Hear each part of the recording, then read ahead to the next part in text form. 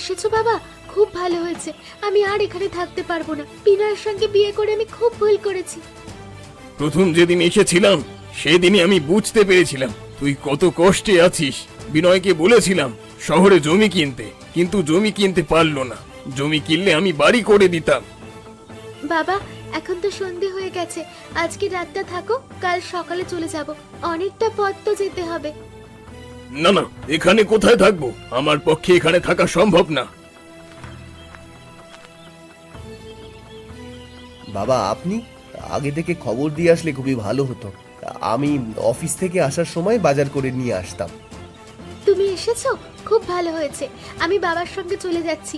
এই বাড়িতে থেকে আমি আর সংসার করতে চাই না।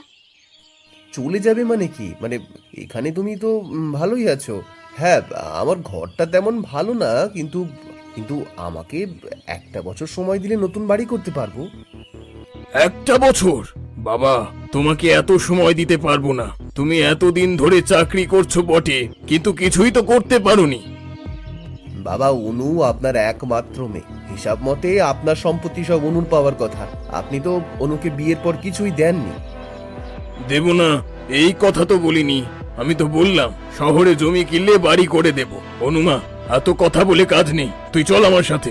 বিনয় যতদিন না শহরে জমি কিনবে ততদিন তুই বিনয়ের সাথে কোনো যোগাযোগ করবি না। কাজটা আপনি ভালো করছেন না বাবা। আমার সাথে আপনারা খুব অন্যায় করলেন।